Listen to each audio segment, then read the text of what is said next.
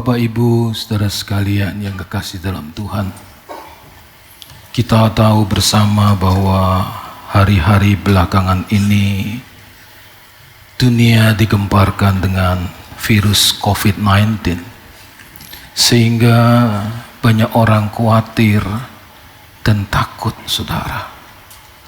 Menurut informasi terakhir, beberapa negara sudah mulai melockdown negaranya.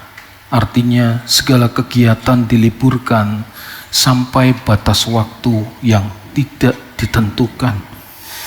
Bahkan mulai besok kita tahu bersama sekolah-sekolah ditutup untuk sementara. Dan berita semalam kita juga mendengar salah seorang menteri kabinet terjangkit virus ini. Bapak, Ibu, saudara sekalian, kita tidak pernah tahu separah apa hari-hari ke depan dan kapan ini akan berakhir. Tetapi sebagai orang percaya, kita diingatkan oleh perkataan Tuhan Yesus yang tertulis di dalam Matius pasal yang ke-10 ayat yang ke-28. Dikatakan demikian, Matius pasal yang ke-10 ayat ke-28. Dan janganlah kamu takut kepada mereka yang dapat membunuh tubuh, tetapi yang tidak berkuasa membunuh jiwa. Takutlah terutama kepada Dia yang berkuasa membinasakan baik jiwa maupun tubuh ke dalam api neraka. Bapak, Ibu, konteks ini adalah konteks di mana Tuhan Yesus menguatkan hati murid-muridnya agar mereka tidak takut menghadapi penganiayaan yang bisa membuat mereka mati, saudaraku, yang bisa membunuh tubuh mereka. Tetapi mereka harus lebih takut kepada Allah yang berkuasa membinasakan baik jiwa maupun tubuh ke dalam api neraka. Pernyataan Tuhan Yesus ini juga bisa diartikan kita harus lebih takut tidak dapat memasuki hidup kekal bersama dengan Tuhan Yesus daripada takut mengalami kematian. Katakan amin. Kenapa? Karena kematian tubuh secara fisik itu kepastian. Tidak ada satu orang pun yang bisa menghindari. Tetapi memasuki hidup kekal bersama dengan Tuhan Yesus bukanlah sebuah kepastian dan tidak dapat terjadi secara otomatis kalau kita tidak mengerjakan keselamatan kita dengan takut dan gentar. Katakan amin. Nah, oleh karena itu dalam menghadapi keadaan seperti ini, kita harus berjaga-jaga secara fisik, menjaga kesehatan kita supaya kita punya imunitas yang tinggi. Kurangi kontak fisik, tidak perlu keluar rumah. Kalau tidak perlu, cuci tangan sesering mungkin. Inilah tindakan bijaksana yang bisa dan harus kita lakukan. Jadi kita harus cerdas, tidak boleh bodoh dengan hanya sekedar mengklaim firman Tuhan, ayat-ayat firman, tapi tetap hidup dalam kecerobohan. Dan dengar baik Bapak, Ibu, saudara sekalian, sebenarnya keadaan seperti ini adalah keadaan yang sangat kondusif untuk menyadarkan kepada kita betapa pentingnya mempersiapkan diri kita dengan sebaik mungkin, sehingga suatu saat nanti kita tetap dalam keadaan siap kapanpun juga untuk berjumpa dengan Tuhan. Kita dalam keadaan apapun juga siap. Mungkin selama bertahun-tahun kita mendengar firman seperti ini, diingatkan, tetapi seringkali kita butuh faktor pemicu, faktor yang membuat kita sadar dan ingat, oh iya, ternyata hidup ini nothing. Tidak ada apa-apanya selain cuma satu yang harus saudara dan saya kejar, yaitu mempersiapkan hidup kita sebaik mungkin, supaya ketika waktu kita tiba kapanpun juga kita dalam keadaan siap untuk bertemu dengan Bapa di surga, mempertanggungjawabkan seluruh hidup yang sudah kita jalani di dunia ini. Nah, Bapak, Ibu, dan saudara sekalian, oleh karena itu sementara kita menjalani hidup ini, kita harus benar-benar mengerti dan menyadari bahwa keselamatan yang Tuhan Yesus berikan kepada kita itu berdampak nyata dalam kehidupan kita yang menerimanya. Katakan amin. Keselamatan itu berdampak nyata.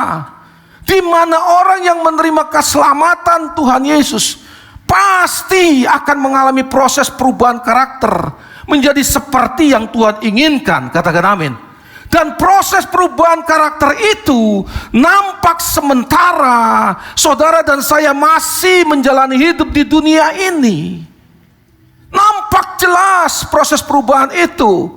Jadi dampak dari orang yang menerima karya keselamatan itu terlihat jelas ketika ia masih menjalani hidupnya di dunia dan akan dibawa sampai di kehidupan kekalnya nanti. Ya, berikan tepuk tangan yang meriah buat Tuhan. Akan dibawa proses perubahan karakter menjadi seperti yang Tuhan inginkan. Hanya terjadi kalau yang pertama kita bergaul erat dengan Tuhan.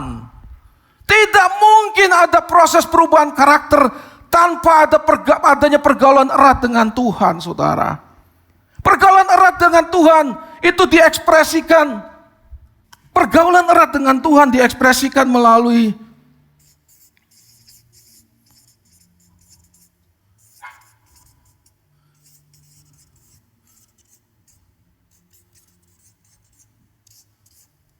doa pribadi,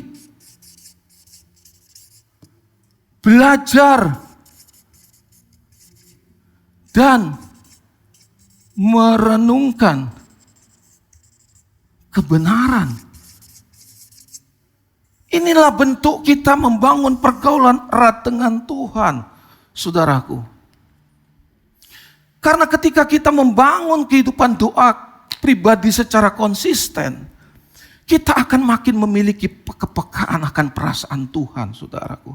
Demikian juga ketika kita tekun belajar kebenaran demi kebenaran yang Tuhan Yesus ajarkan, maka kita bisa menjalani hidup seperti yang Tuhan inginkan. Katakan amin. Kita nggak mungkin bisa menjalani hidup seperti yang Tuhan inginkan kalau kita tidak tekun belajar kebenaran yang Tuhan Yesus ajarkan. Makanya Tuhan Yesus berkata di dalam Yohanes pasal yang ke-8 ayat 31 sampai 32, jikalau kamu tetap di dalam firman-Ku, kamu benar-benar adalah murid-Ku dan kamu akan mengetahui kebenaran dan kebenaran itu akan memerdekakan kamu. Mari perhatikan kata-kata Tuhan Yesus yang mengatakan tetap di dalam firman-Ku. Tetap di dalam firman-Ku artinya tetap menghidupi firman yang Tuhan Yesus ajarkan. Betul? Tetap dalam firman-Ku, kata Tuhan, artinya menghidupi firman yang Tuhan Yesus ajarkan. Tetap menghidupi di dalamnya. Jika kita terus-menerus berjuang untuk menghidupi firman yang sudah Tuhan Yesus ajarkan dengan penuh ketekunan, maka dua hal yang akan terjadi. Kita baru diakui sebagai murid Tuhan Yesus. Betul? Jika kamu tetap dalam firman-Ku, kamu adalah murid. Dan kamu akan mengetahui kebenaran. Artinya, Bapak Ibu Saudara, jika saudara dan saya bertekun hidup dalam kebenaran yang sudah Tuhan Yesus ajarkan dan yang sudah kita pahami, maka Tuhan akan menyingkapkan kebenaran yang belum pernah kita ketahui sebelumnya. Tuhan tidak mungkin akan menyingkapkan kebenaran yang lebih dalam kalau kita tidak berjuang menghidupi kebenaran yang sudah kita ketahui lebih dahulu. Makanya dikatakan kamu akan mengetahui kebenaran yang mana? Jelas kebenaran yang belum pernah kita ketahui, saudaraku. Dan ketika kita mulai tekun menghidupi kebenaran yang sudah kita pahami dan kita alami, yang kita sudah pahami, dan kemudian kita tekun menghidupi kebenaran yang baru kita pahami, saudaraku, maka Alkitab berkata, kita akan dimerdekakan oleh kebenaran itu. Berikan tepuk tangan yang meriah. Kita akan dimerdekakan, Bapak Ibu Saudara sekalian. Nah, di sini kita mengerti betapa pentingnya peranan kebenaran yang diterima oleh orang percaya dalam proses keselamatannya. Halo? Betapa pentingnya kebenaran yang diterima oleh orang percaya dalam proses keselamatan yang harus dijalaninya. Makanya Hosea 4 ayat 6 berkata, umatku binasa karena tidak mengenal Allah. Tidak mengenal Allah. Bahasa yang lain aja, lack of knowledge. Kurang mengerti, kurang memahami akan kebenaran, lack of knowledge. Jadi binasa bukan hanya karena melakukan pelanggaran moral umum, tapi karena tidak mengerti dan tidak bisa menghidupi kebenaran. Makanya banyak orang Kristen berpikir kalau ia rajin ikut ibadah dalam kegiatan-kegiatan gereja, maka hal itu sudah cukup baginya. Dan yakin kalau dia mati pasti masuk surga. Dengar baik Bapak Ibu Saudara sekalian. Surga itu bukan murahan. Halo? Dan surga juga bukan tempat yang bisa diisi oleh sembarang orang. Katakan amin. Kita harus mengerti itu. Meskipun orang itu beragama Kristen. Dan sudah ditebus oleh darah Tuhan Yesus. Tapi jika tetap hidup dalam dosa, kenajisan, kebencian, keserakahan, kejahatan, keangkuhan, ketidakjujuran, serta kemunafikan atau kelicikan, maka tidak akan bisa masuk dalam kerajaan sorga. Karena dengan jelas Tuhan Yesus berkata di dalam Matius 7:21, bukan orang-orang yang berseru Tuhan, Tuhan, tapi orang yang melakukan kehendak Bapa. Pertanyaannya, bagaimana melakukan kehendak Bapa? Umat perjanjian lama dianggap melakukan kehendak Elohim Yahweh adalah dengan melakukan hukum-hukum Tuhan, hukum-hukum Elohim Yahweh. 10 perintah Tuhan dan seluruh isi hukum Taurat. Maka ketika orang melakukannya, dianggap sudah melakukan kehendak Elohim Yahweh. Pertanyaannya adalah bagaimana dengan umat perjanjian baru? Umat perjanjian baru, ukuran melakukan kehendak Elohim Yahweh atau kehendak Allah atau kehendak Bapa tidak bisa diukur hanya dengan melakukan hukum seperti yang dilakukan oleh umat perjanjian lama. Tetapi umat perjanjian baru, ukuran melakukan kehendak Allah adalah ketika ia bertumbuh menjadi semakin serupa dengan Tuhan Yesus. Karena hanya Tuhan Yesuslah pribadi yang bisa melakukan kehendak Allah dengan sempurna. Dan ketika saudara dan saya makin bertumbuh seperti Tuhan Yesus, maka kita bisa melakukan kehendak Bapa sama seperti Tuhan Yesus juga sudah melakukan kehendak Bapa. Sama seperti Tuhan Yesus juga sudah melakukan kehendak Bapa. Jadi ukuran umat perjanjian baru untuk bisa melakukan kehendak Bapa adalah seperti Tuhan Yesus. Bertumbuh menjadi makin serupa dengan Tuhan Yesus. Karena hanya inilah yang membuat kita bisa makin melakukan kehendak Bapa. Dan hanya ketika seseorang bertekun melakukan kehendak Bapa, maka ialah yang akan dilayakkan untuk bersama-sama dengan Tuhan Yesus untuk selamanya. Masalahnya Bapak Ibu Saudara sekalian, banyak orang meyakini kalau sudah menjadi Kristen, maka ia sudah menjadi orang pilihan. Dan kalau mati masuk surga. Sudah orang pilihan. Itu benar tapi baru setengah. Itu benar baru setengah. Kalau kita sudah menerima Yesus sebagai Tuhan dan Juru Selamat, dan hidup dalam zaman perjanjian baru, ya, maka sebenarnya kita ini digolongkan menjadi orang-orang pilihan, saudaraku. Orang-orang pilihan. Itu pasti. Tetapi tidak cukup sampai di situ. Tetapi sebagai orang-orang yang sudah dipilih oleh Tuhan. Saudara dan saya yang hidup dalam perjanjian baru, menerima Yesus sebagai Tuhan dan Juru Selamat adalah orang pilihan. Seluruh orang Kristen adalah orang pilihan. Karena di luar orang Kristen bukan orang pilihan. Umat perjanjian lama bukan orang pilihan, saudaraku. Dan kita orang pilihan. Tetapi setelah kita menyadari kita adalah orang pilihan, kita harus menyadari yang kedua. Kita ditentukan untuk menjadi serupa dengan gambaran anaknya. Kita ditentukan untuk menjadi serupa. Lihat, Roma 8 ayat 29. Sebab semua orang yang dipilihnya dari semula dipilih. Saudara dan saya sudah dipilih dari semula. Mereka juga ditentukannya dari semula untuk menjadi serupa. Jadi ditentukan dari semula, itu bukan pribadinya. Bukan pribadi saudara dan saya. Ditentukan dari semula itu berbicara standarnya yang harus diikuti oleh setiap orang pilihan. Yaitu menjadi serupa dengan gambaran anaknya yang tunggal. Itu yang harus saudara dan saya kejar. Itu yang harus kita usahakan dalam sepanjang sisa hidup ini. Karena target yang harus dicapai oleh orang pilihan sangat jelas.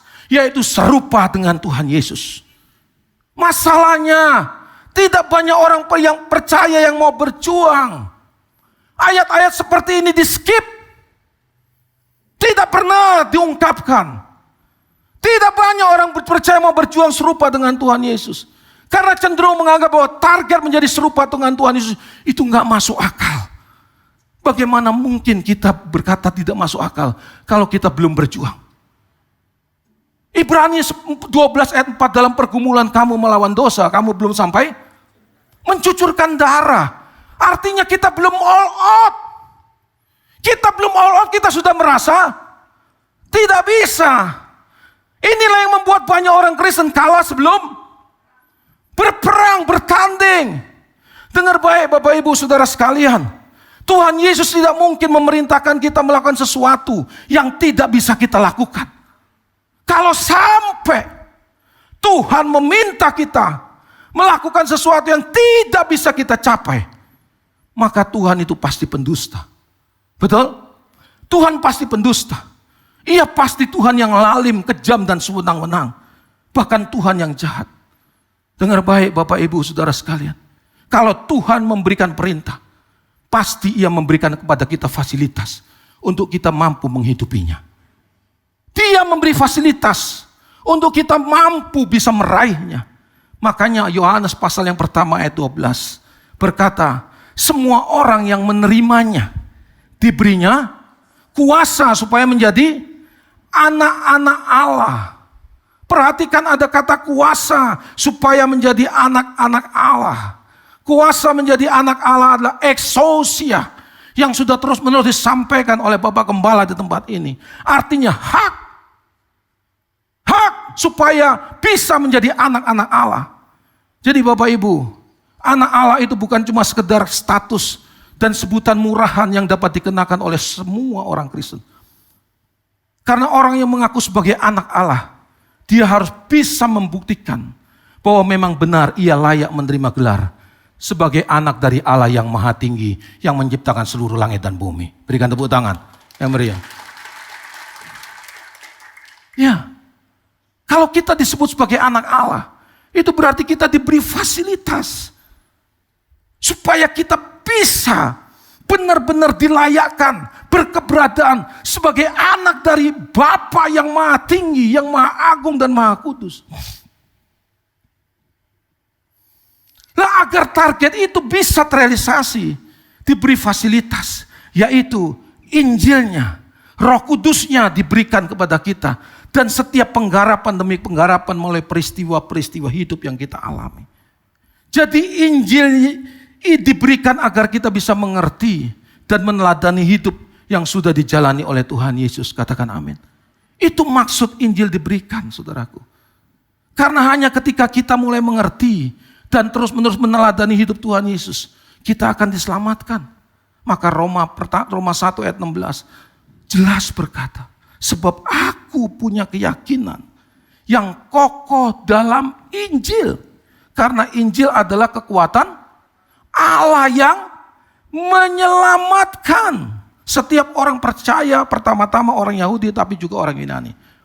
Jadi Injil inilah yang bisa mengubah hidup kita, saudara. Halo? Tanpa Injil hidup kita tidak bisa berubah seperti yang Tuhan inginkan. Maka fasilitas Injil inilah yang terus-menerus harus terus memenuhi pikiran kita. Supaya apa? Supaya dengan berjalannya waktu hidup kita makin diubahkan seperti yang Tuhan inginkan. Dan yang kedua, Roh Kudus diberikan agar kita dituntun kepada seluruh kebenaran. Maka Roh Kudus pasti akan mengingatkan setiap firman yang sudah kita terima. Dan jelas Roh Kudus punya kewajiban mengingatkan kalau firman itu adalah firman seperti yang diajarkan oleh Tuhan Yesus. Firman yang kita terima seperti yang diajarkan oleh Tuhan Yesus. Tapi kalau firman itu bukan yang diajarkan oleh Tuhan Yesus, Roh Kudus tidak punya kewajiban untuk meneruskan dalam hidup kita. Maka ada perbedaan yang jelas antara orang-orang yang menerima kebenaran yang Tuhan Yesus ajarkan dengan orang-orang yang tidak menerima kebenaran seperti yang Tuhan Yesus ajarkan. Meskipun sama-sama yang diajarkan dari Alkitab, saudara. Bagi orang-orang yang menerima kebenaran yang diajarkan oleh Tuhan Yesus, hidupnya pasti dituntun oleh Roh Kudus. Dan bukti tuntunan Roh Kudus itu pasti akan mengubah hidupnya menjadi semakin serupa dengan Tuhan yang sudah menuntunnya, Bapak Ibu.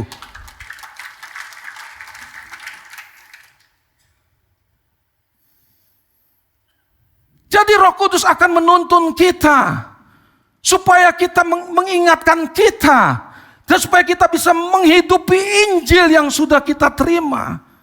Maka Allah mulai memakai segala peristiwa hidup yang kita alami supaya kita bisa dibentuk menjadi serupa dengan gambaran anaknya. Maka Alkitab berkata di dalam Roma 8 ayat 28, Allah turut bekerja dalam segala sesuatu untuk mendatangkan bagi orang yang percaya dan mengasihi. Perhatikan kata mengasihi. Mengasihi itu harus diwujudkan dengan tindakan konkret. Halo? Tidak bisa hanya diwujudkan dengan perkataan, apalagi hanya di dalam suasana ibadah seperti ini. Harus diwujudkan dalam kehidupan kita sehari-hari dengan tindakan konkret, saudara. Sama juga kan kalau kita mengasihi dulu pasangan kita, sekarang pasangan kita, dulu pacar kita. Aduh saudara, mau makan kita ingat dia, mau tidur kita ingat dia, mau belajar kita ingat dia, mau bekerja ingat dia, mau mandi ingat dia, mau sikat gigi ingat dia. Supaya kita bisa sikat gigi sama-sama, saudara. Coba saudara, kalau sama orang yang kelihatan kita cintai, kita ingat dia, dan kita ingin menunjukkan cinta kita secara nyata. Tidak mungkin kan kita bilang, aku sayang kamu. Sayang kamu, dia jatuh, matamu di mana? Enggak mungkin, saudara. Kalau kita aduh saudara, kita waktu masih pacar kita jatuh, aduh aku aja yang jatuh deh sayang, jangan kamu, gitu kan? Ya kan kita wujudkan cinta kita dalam keadaan nyata. Kita nggak punya uang, mau makan di restoran, sampai kita belain utang-utang. Saya dulu pacaran dengan istri saya, 4 tahun setengah dari jauh. Saya tinggal di Balikpapan, istri saya di Surabaya. Dulu belum punya yang namanya HP, saudara. Tahun 93 kami mulai pacaran. Nggak ada HP. Yang ada pager. Saya tahu? Yang bapak-bapak di sini usia saya pasti tahu. Pager ditaruh di sini. Jadi kalau ada pesan, bunyi pesan kita baca. Nggak mungkin kan kayak ngomong gini sama istri saya, ngomong gini sama saya. Yang aku sayang kamu. Dia sampaikan ke operator nulis yang aku sayang kamu. Bingung saudara. Ya apa yang sayang ini kan? Jadi kita pakai apa saudaraku? Manual. Apa itu? Surat. Surat. Bukti saya cinta sama dia. Aduh saudara, tulisan saya lebih parah dari cakar ayam. Lebih parah dari tulisan dokter katanya saudara. Tapi saking cintanya istri saya, dia bisa baca. Orang lain gak bisa baca, dia bisa baca. Yang kedua Bapak Ibu, kita 2 hari sekali nulis. Bayangin apa yang kita bisa sampaikan. Tapi yang luar biasa, dengar baik anak muda. Tahu nggak? Kita janjian setiap kita tulis, kasih 1 ayat firman Tuhan. Jadi kalau sekarang tanggal berapa? 15 bulan 3. Dia tulis Surabaya 15 bulan 3. Saya tulis Balikpapan. Surat-suratan, kasih ayat firman bro. Kasih ayat firman. Kalau sudah menikah jangan kepingin lagi kayak ayat firman. Itu namanya kemaruk itu.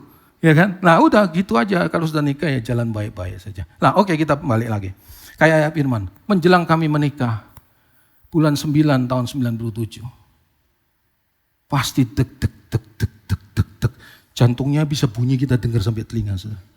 Iya kan? Coba yang baru-baru nikah kan bisa menghayati itu. Mau nikah itu gimana? Deg deg ser. Apalagi belum punya uang.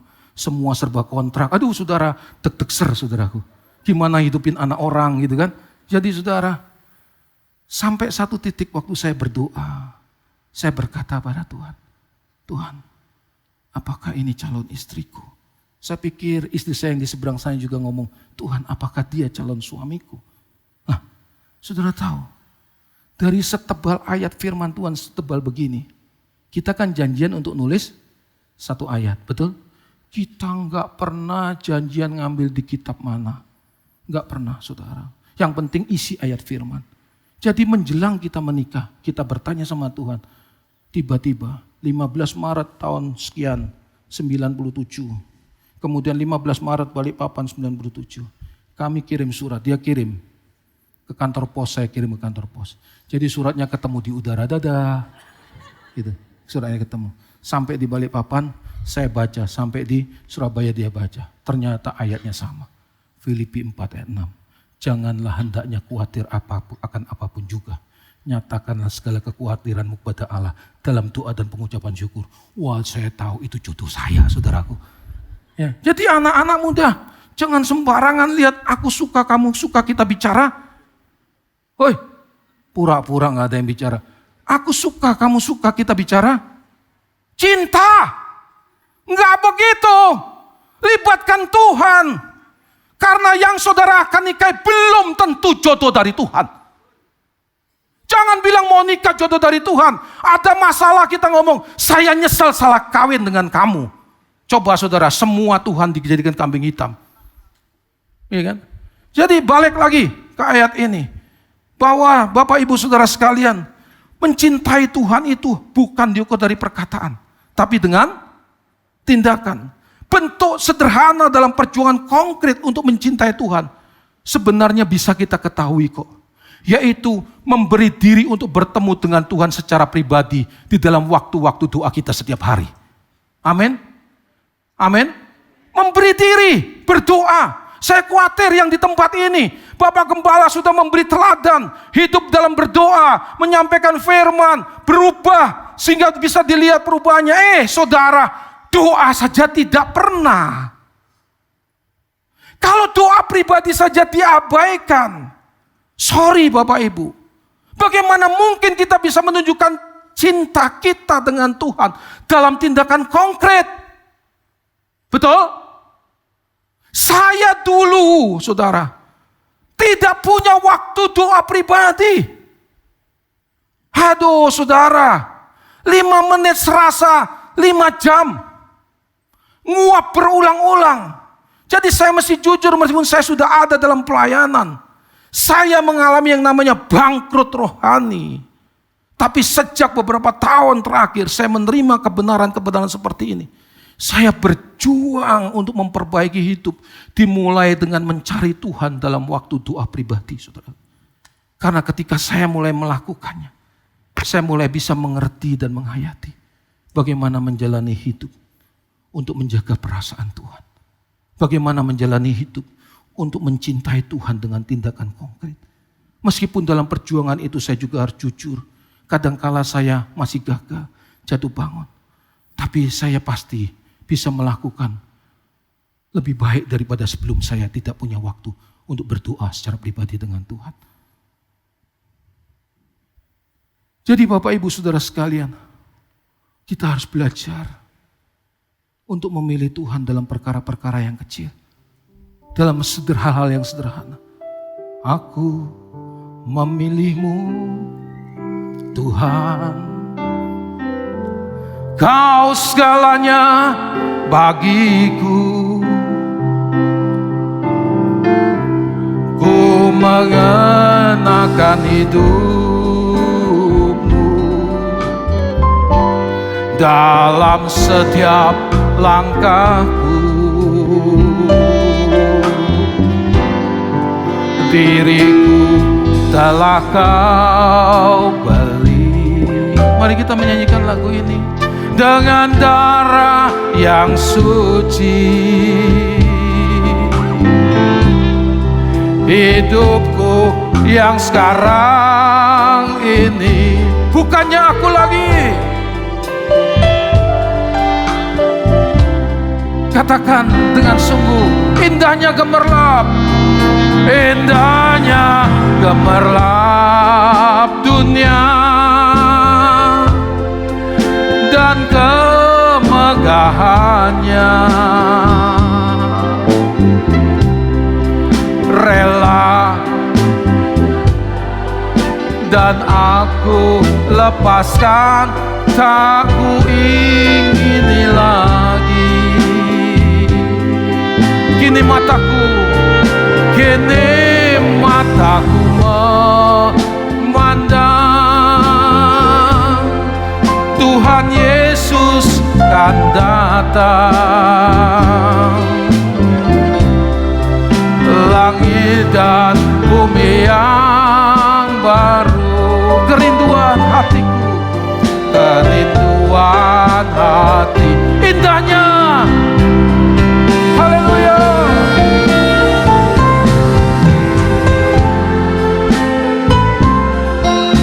dan kemegahannya.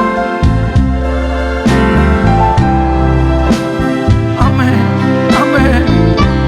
Rela.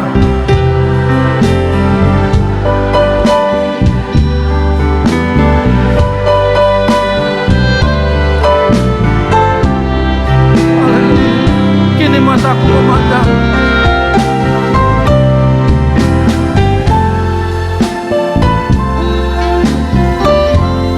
Tuhan Yesus, langit dan bumi yang baru,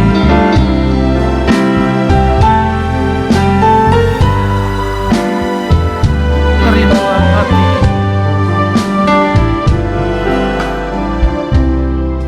Bapak, Ibu, Saudara, mungkin ada beberapa orang di tempat ini tidak bisa mengerti kenapa keindahan dunia harus aku tinggalkan. Dulu pun saya tidak mengerti. Tahun-tahun belakangan ini saya mengerti. Benar-benar mengerti. Dunia dengan segala keindahannya tidak berarti. Tidak berarti. Dibandingkan ketika kita diberi kesempatan untuk menyenangkan hati Tuhan. Kenapa, saudaraku? Karena waktu kita menyenangkan hati Tuhan, apa yang kita lakukan akan kita bawa sampai kehidupan kekal. Tapi keindahan dunia dengan segala kemegahannya, sekalipun kita bisa meraihnya, yang pertama tidak mungkin kita bisa bawa sampai kehidupan kekal. Yang kedua, tidak menentukan keselamatan kita. Tidak menentukan keselamatan kita. Jadi hidup yang kita jalani ini sebenarnya menjadi sebuah petualangan yang hebat dan menggairahkan ketika kita belajar dari hidup yang sudah dijalani oleh Tuhan Yesus. Karena hanya ketika kita belajar menjalani hidup seperti yang Tuhan Yesus sudah hidupi, maka perjuangan itu, sekali lagi saya katakan, akan kita nikmati sampai kehidupan kekal. Jadi berjuang mengikuti jejak hidup Tuhan Yesus itu sama seperti yang Tuhan katakan di dalam Injilnya, yaitu mengumpulkan harta di surga. Karena akan kita nikmati sampai hidup kekal. Akan kita nikmati. Saya memberikan sebuah gambaran yang sangat sederhana kepada saudara. Kalau seseorang, saudara menemukan sebuah tambang, saudara sudah bisa mengukur tambang emas atau tambang berlian. Dengan jumlah kekayaan yang ada di perut bumi itu sekian ratus ribu metrik ton. Maka percaya saya, hari hidup yang saudara jalani itu akan berbeda dengan sebelum saudara menemukan. Betul? Secara manusiawi akan berbeda. Kita akan lebih bergairah, saudara. Hari hidup kita beda dengan sebelum kita menemukan tambang itu. Karena kita sudah mulai bisa mengkalkulasi aset kita akan naik sekian banyak. Tapi dengar baik, semua yang kita raih dan kumpulkan di dunia ini hanya fana, Bapak Ibu. Karena tidak kita bawa sampai di kehidupan kekal. Bahkan tidak menentukan nasib kekal kita. Sedangkan ketika kita berjuang menghidupi hidup yang seperti dijalani oleh Tuhan Yesus, maka semua perjuangan itu akan kita bawa dan kita nikmati sampai di kehidupan kekal. Akan kita bawa dan kita nikmati sampai kehidupan kekal. Makanya kita yakin, kalau kita bisa menghayati itu, kita akan berkata, indahnya gemerlap dunia dan kemegahannya rela ku tinggalkan, dan aku lepaskan. Tak ku ingini lagi, kini mataku memandang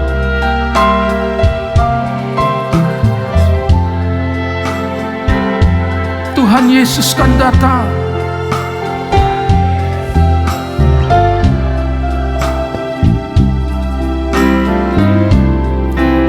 Langit dan bumi yang baru, kerinduan hatiku.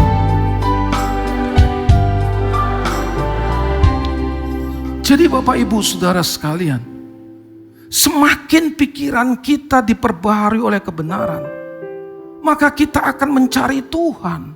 Sudah tidak lagi supaya kita bisa diberkati, supaya kita bisa ditolong dalam mengatasi pergumulan-pergumulan hidup. Tapi kita mencari Tuhan supaya kita bisa mengerti kehendak Tuhan. Karena hanya dengan mengerti kehendak Tuhan, kita bisa memiliki potensi untuk melakukannya. Dan hanya orang yang melakukan kehendak Tuhan yang akan dilayakkan bersama-sama dengan Tuhan sampai selama-lamanya. Jadi semakin kita alami pembaharuan pikiran, hubungan yang kita bangun dengan Tuhan sudah tidak lagi kita harapkan untuk memperoleh sesuatu dari Tuhan, tapi supaya kita bisa mengerti apa yang Tuhan inginkan untuk kita lakukan. Inilah yang disebut pengalaman berkualitas tinggi dengan Tuhan. Karena kita berjuang untuk merubah kodrat kita, sehingga kodrat kita berubah menjadi sama seperti yang Tuhan inginkan, saudaraku. Sedangkan kalau hubungan yang dibangun dengan Tuhan tujuannya untuk memperoleh berkat mujizat, itu bukan pengalaman berkualitas tinggi. Meskipun itu bisa disebut dengan pengalaman berjalan bersama Tuhan, bisa, tapi bukan berkualitas tinggi karena tidak mengubah karakter. Nah, pengalaman berkualitas tinggi ini tidak mudah untuk diceritakan kepada orang lain.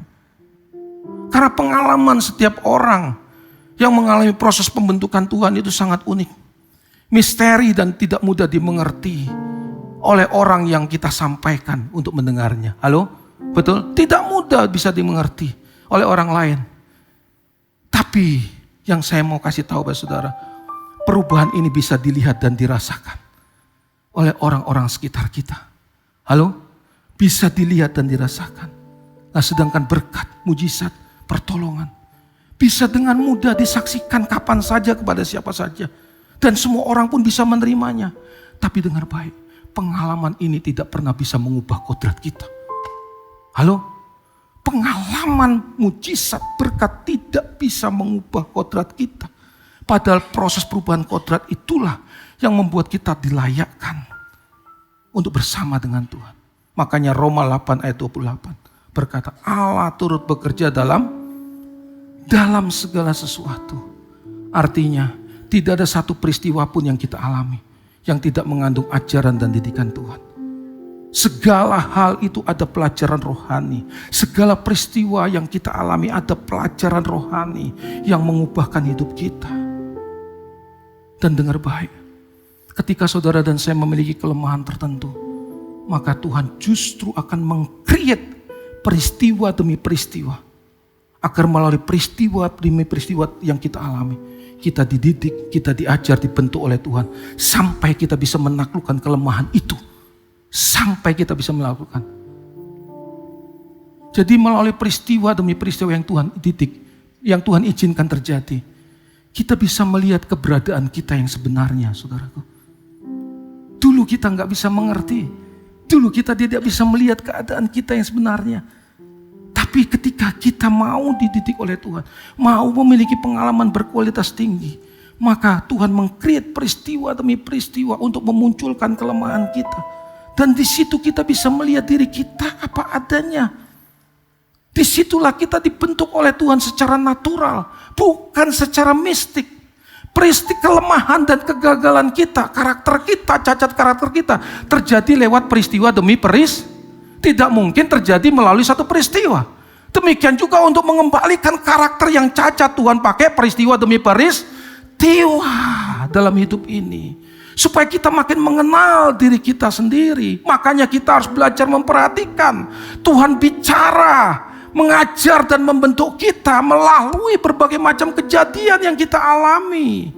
Jika kita cenderung mengabaikan kejadian demi kejadian yang kita alami, mengabaikan didikan, teguran Tuhan dalam peristiwa-peristiwa tersebut, maka tidak akan ada pembelajaran dalam setiap proses kelemahan yang kita alami, saudaraku. Dulu saya tidak pernah memperhatikan didikan dan pembentukan Tuhan dalam setiap peristiwa yang saya alami. Sehingga hidup saya nggak pernah berubah, saudaraku. Meskipun sudah pendeta. Saya kalau ngomong pendeta kadang-kadang hampir lupa, pendekar. Karena kalau saya nggak pakai jas atau berdiri di sini, saudaraku, saudara ketemu di saya di luar, sebelum saudara tahu nama saya Roni Runtukahu. Wah, enggak mungkin saudara percaya saya pendeta. Betul? Oi. Betul? Hah?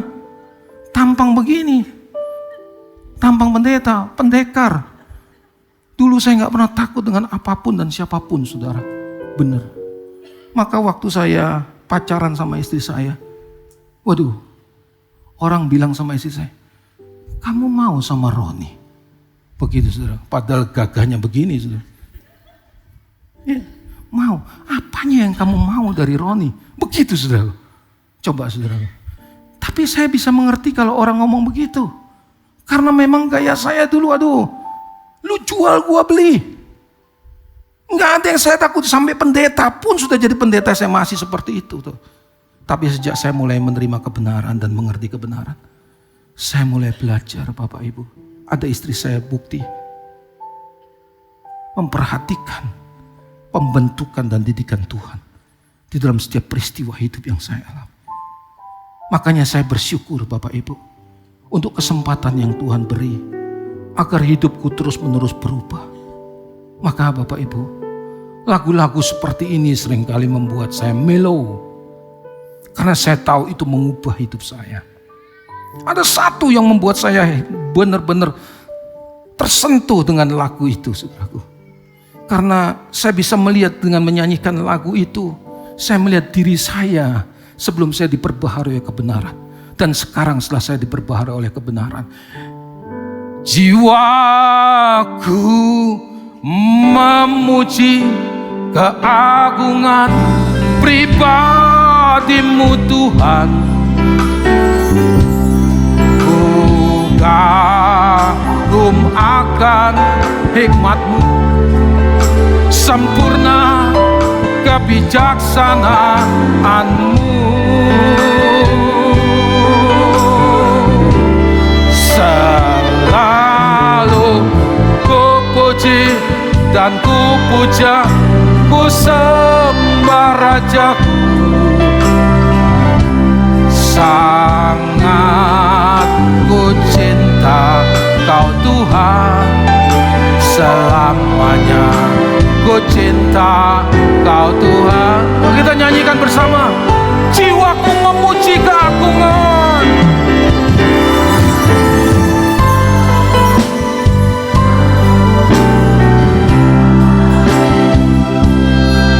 Ku kagum akan hikmat-Mu Tuhan. Sempurna. Amin.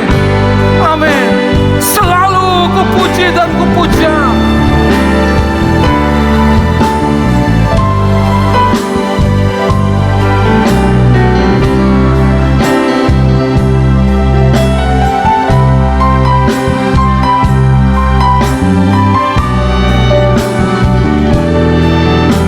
Selamanya ku cinta Kau Tuhan.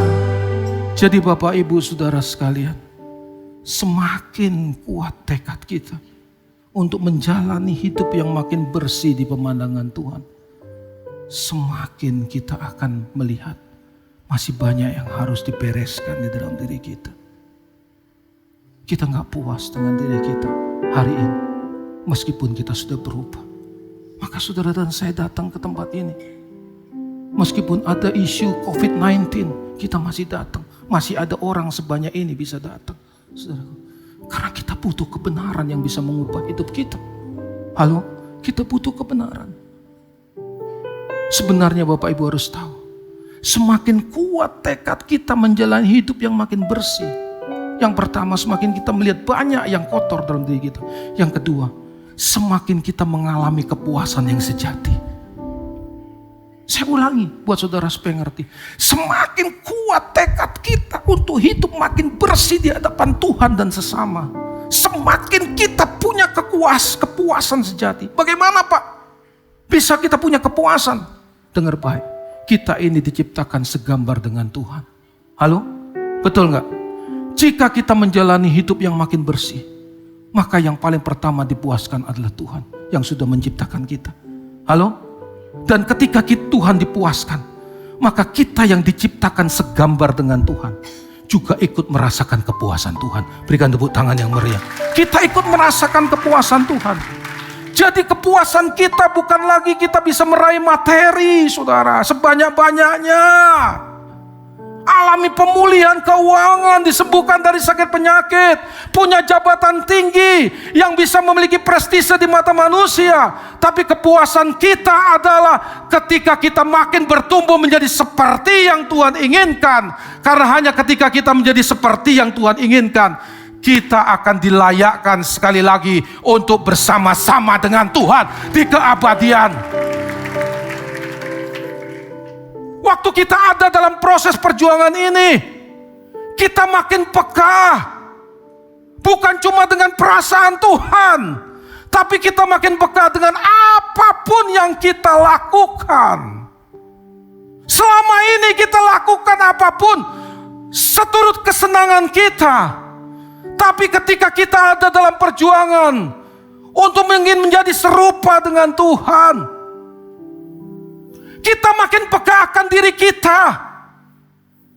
Kita bisa lebih cepat mendeteksi apapun yang kita lakukan, ucapkan dan pikirkan itu menyenangkan Tuhan atau tidak, saudaraku. Kita bisa lebih cepat mendeteksinya. Dulu tidak bisa, saudaraku. Jadi hari ini putuskan, saudaraku, untuk memilih Tuhan. Halo, putuskan untuk lebih memilih Tuhan daripada menyenangkan dirimu sendiri. Mungkin waktu engkau berjuang memutuskan untuk menyenangkan Tuhan, engkau merasa menderita. Jadi ikut Tuhan menderita itu jangan pernah dipikir miskin, sulit, enggak. Kita ikut Tuhan pasti menderita. Karena kita melawan dosa itu menderita. Menyesuaikan diri dengan hidup kita dengan apa yang Tuhan inginkan itu menderita. Tidak membalas orang yang menyakiti kita itu menderita. Jadi jangan pernah berpikir menderita terlalu jauh. Menderita. Tapi Bapak Ibu Saudara sekalian, di balik setiap penderitaan demi penderitaan, pasti Tuhan beri penghiburan kepada kita. Penghiburan apa? Kita bisa melihat bahwa hidup kita makin lama makin berkenan kepada Tuhan. Keberkenanan kita bukan karena keyakinan dalam pikiran, tapi keberkenanan kita karena kita tahu dengan pasti melewati perjalanan hidup, berjalan bersama dengan Tuhan senantiasa, kita bisa lihat perubahan hidup kita. Maka kita bersyukur kalau hari ini saudara dan saya bisa mengalami proses perubahan itu. Kalau hari ini saudara dan saya ada sebagaimana kita ada. Kalau kita lihat 5 tahun yang lalu, 10 tahun yang lalu, atau jauh sebelum baru-baru ini, kita mau berjuang untuk hidup seperti yang Tuhan inginkan. Dan kita bisa melihat, aduh hidup kita berubah, aduh saudara. Itu harta yang tidak bisa dibandingkan dengan apapun. Harta yang tidak bisa dibandingkan dengan apapun. Jadi kalau sekarang saudaraku, kita katakan, aku perlu Engkau Tuhan. Motivasi dan bobotnya berbeda dengan sebelum kita mengalami kebenaran. Kalau sebelum kita mengalami kebenaran, motivasi kita, aku perlu Tuhan, supaya Tuhan bisa menolong, supaya Tuhan bisa menjawab doaku. Tapi hari ini aku perlu Tuhan, bukan lagi supaya Tuhan bisa memberkati, menolong, dan memberi mujizat. Tapi aku perlu Tuhan, supaya Tuhan tuntun jalan hidupku, sampai aku bisa melakukan apa yang Tuhan inginkan. Itu kita perlu Tuhan. Maka kita bersyukur kalau kita bisa terima kebenaran ini. Bapak, Ibu, Saudara sekalian, buktikan dengan tindakan konkret ucapan syukur itu. Bukan cuma sekedar dengan ucapan bibir saja kita bersyukur, tapi melewati perjuangan demi perjuangan. Saudara dan saya punya perjuangan yang berbeda, tapi tujuannya sama, menjadi serupa dengan Tuhan Yesus.